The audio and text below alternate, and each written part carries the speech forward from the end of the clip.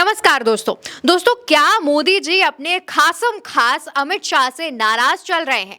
क्योंकि अमित शाह को अब बिहार के सभी मामलों से दूर रखने की कोशिश की जा रही है, लेकिन दूसरी तरफ मोदी जी एक उस नेता को बिहार भेजने की बात कर रहे हैं जिसकी अमित शाह से बनती ही नहीं है।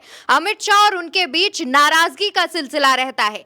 आखिर ऐसा क्यों हो रहा है? क्यों बिहार के मामले से अमित शाह को दूर रखा जा रहा है और साथ ही नीतीश को मैनेज करने के लिए एक नए मंत्री, एक नए नेता का नाम सामने आ रहा है? इस बारे में जानकारी लेंगे चंद्रकांत जी से। चंद्रकांत जी, आखिर ये जो तमाम मामले सामने आ रहे हैं, इनसे क्या लेना देना है? अमित शाह से क्या मोदी जी नाराज हैं? देखिए, अमित शाह से मोदी जी नाराज हैं या नहीं नाराज हैं, ये बात तो बहुत बात की है, लेकिन सबसे बड़ी बात यह है कि अमित शाह से नीतीश कुमार नाराज हैं। क्यों नाराज हैं? क्योंकि देखिए, दो वजह हैं, दो तारीखें हैं पिछले साल की, पिछले महीने की।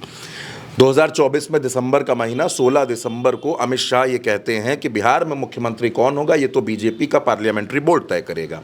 17 दिसंबर को राज्यसभा में वो बाबा साहब को लेकर एक टिप्पणी कर देते हैं कि जितना नाम आप विपक्ष के लोग बाबा साहब का लेते हैं, अंबेडकर अंबेडकर अंबेडकर करते हैं, अगर इतना नाम भगवान का लेते तो 7 जन्मों तक उनको स्वर्ग की प्राप्ति होती। यानी अमित शाह मंत्री से आगे बढ़कर अब सनातन पर भी उपदेश देने लगे थे। अब ये दोनों बयान ऐसे थे जिन्होंने नीतीश कुमार को नाराज कर दिया। आपको याद होगा, नीतीश कुमार उसके बाद बुलाई गई एनडीए की मीटिंग में दिल्ली में नहीं गए। उसके बाद वो खुद जाते हैं जब दिल्ली अपने दौरे पर 2 दिनों के लिए, तो वो मनमोहन सिंह, स्वर्गीय मनमोहन सिंह के घर पर तो जाते हैं, लेकिन भारतीय जनता पार्टी के नेताओं से मुलाकात नहीं करते हैं। और अब बिहार में क्या होने जा रहा है? बिहार में नरेंद्र मोदी इस बात को समझ चुके हैं कि अगर, और आपको एक और घटना वो घटना यहाँ स्किप नहीं होनी चाहिए, उसको भी याद रखना ज़रूरी है कि अमित शाह के दौरे की खबर आई थी कि 4, 5 और 6 जनवरी को 2 दिन के लिए पटना जाएंगे। वो दौरा रद्द हो गया था जी। दरअसल नीतीश कुमार अमित शाह पर भड़के हुए हैं, नाराज़ हैं, और इस समय स्थिति ये हो गई है कि अगर अमित शाह बिहार के किसी भी मामले में दखल दे देंगे तो नीतीश कुमार फट से भाग जाएंगे। इसलिए नीतीश कुमार को अपने साथ रखने के लिए, देखिए, नरेंद्र मोदी के लिए नीतीश कुमार को अपने साथ रखना इसलिए ज़रूरी नहीं है कि बिहार में सरकार बनी रहे, कतई नहीं। नरेंद्र मोदी को इस बात की परवाह भी नहीं है। नरेंद्र मोदी को चिंता इस बात की है कि अगर नीतीश कुमार साथ छोड़ करके जाते हैं तो बैसाखी टूट जाएगी, बैसाखी अलग हो जाएगी, और उसका खतरा किस पर आएगा? उसका खतरा सबसे बड़ा आ जाएगा प्रधानमंत्री नरेंद्र मोदी पर।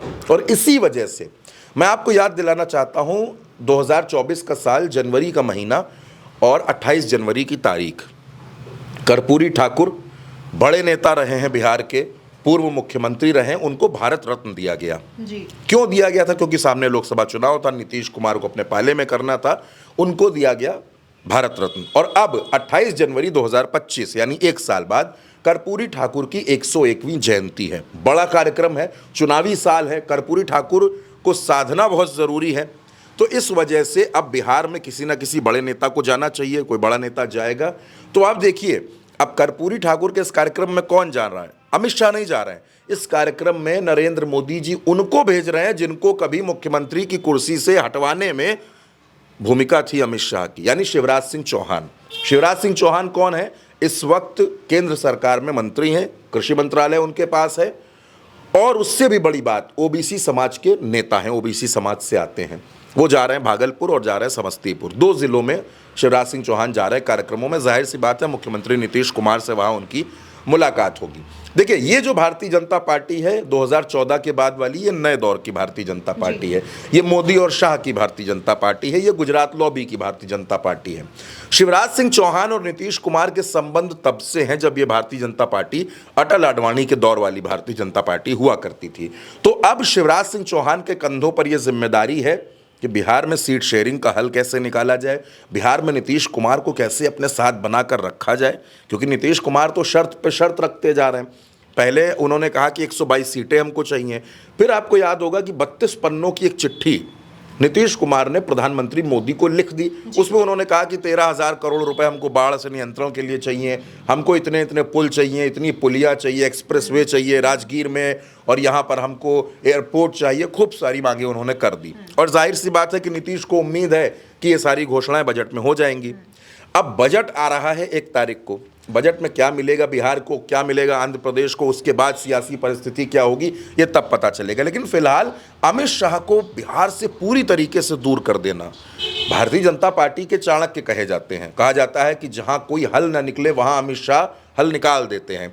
फिर बिहार से क्यों दूर किए जा रहे हैं? और उस बिहार से जहां पशुपति पारस साथ छोड़कर चले गए, क्यों छोड़कर चले गए? क्योंकि अंबेडकर के खिलाफ एक टिप्पणी हुई, उन्होंने साथ छोड़ दिया। चिराग पासवान नाराज हैं, क्यों नाराज हैं इसको भी समझना पड़ेगा। जीतन राम मांझी क्या कह रहे हैं? 20 सीटें दीजिए वरना बात नहीं बनेगी। कुल मिलाकर के उस राज्य में जहां एनडीए लगभग बिखराव के मोड़ पर आ चुका है, जहां चीजें खराब हो रही हैं, वहां से अमित शाह को दूर कर देना। और सिर्फ ये बात बिहार की नहीं है, राजस्थान में आप देखिए, राजस्थान में भी एक तरह से भारतीय जनता पार्टी और भजन लाल शर्मा वसुंधरा राजे के सामने दंडवत हो गए हैं। तो क्या अब ये मान लिया जाए कि प्रधानमंत्री नरेंद्र मोदी का विश्वास अमित शाह के ऊपर से कमजोर होने लगा है और इसी वजह से इस खतरे को भांप कर कि कहीं नीतीश कुमार साथ न छोड़ दें, कहीं नीतीश कुमार नाराज ना हो जाए? और बात सिर्फ नीतीश कुमार की नहीं है, बात चिराग की भी है, बात जीतन राम मांझी की भी है, बात बाकी तमाम सहयोगियों की भी है। क्योंकि देखिए अवंतिका, राजनीति में जब चुनावी साल होता है तो नए लोगों को जोड़ा जाता है, ऐसे लोगों को जोड़ा जाता है जो आपका वोट बढ़ाएं, वोट परसेंटेज बढ़ाएं, आपकी सीटें बढ़ाएं। ये नहीं होता है कि चुनावी साल में आप लोगों को छोड़ते चले जाएं। पशुपति पारस आपका साथ छोड़कर चले गए, ये आपके लिए झटका है। अगर पशुपति पारस नुकसान करेंगे तो किसका नुकसान करेंगे? एनडीए का नुकसान करेंगे। और अगर कहीं वो महागठबंधन के साथ चले गए तो ये नुकसान और भी बड़ा हो जाएगा। और मुझे लगता है इसी वजह से नरेंद्र मोदी इस बात को समझ चुके हैं कि 240 सीटें जब से मिली हैं 4 जून 2024 के बाद से कोई भी अच्छी खबर भारतीय जनता पार्टी के लिए नहीं आई है। या तो बयानों की नाराजगी है, कोई सांसद नाराज, कोई विधायक नाराज, कोई मंत्री नाराज, कोई मुख्यमंत्री नाराज, कभी कोई सहयोगी नाराज, कभी अनुप्रिया पटेल नाराज, कभी संजय निषाद नाराज, कभी नीतीश भड़क गए, कभी चिराग भड़क गए। ये ऐसी स्थितियां 4 जून के पहले नहीं दिखती थी। 4 जून के पहले दर्शकों को, देश के लोगों को कहां पता चलता था कि एनडीए की मीटिंग हो रही है? आज एनडीए की मीटिंग होती है तो राष्ट्रीय खबर बन जाती है कि एनडीए की मीटिंग हो रही है। और ऐसी ऐसी मीटिंगें हो रही हैं कि आप देख ही रही हैं, उसमें सहयोगी नहीं पहुंच रहे हैं। दूसरा, चंद्रबाबू नायडू को मनाने के लिए खुद कभी प्रधानमंत्री जाते हैं, कभी अमित शाह जाते हैं।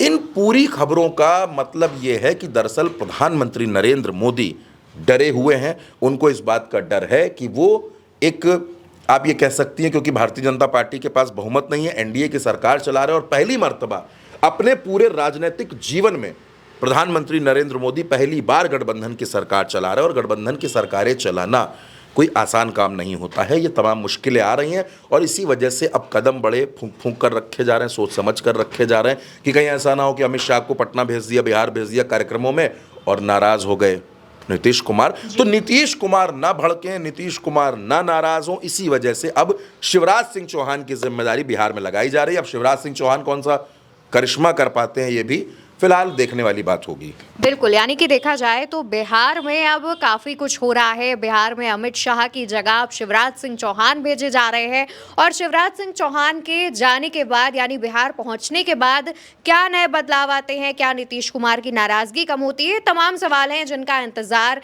हमें और आप दोनों को ही है। फिलहाल इस चर्चा में इतना ही, लेकिन जो सवाल है, जैसा ही इन पर कोई अपडेट सामने आता है, कोई बड़ी जानकारी सामने आती है, हम आप तक तुरंत पहुंचाएंगे। इसलिए चैनल को जरूर से जरूर सब्सक्राइब कीजिएगा और वीडियो को जितना हो सके उतने लोगों के साथ शेयर करिएगा।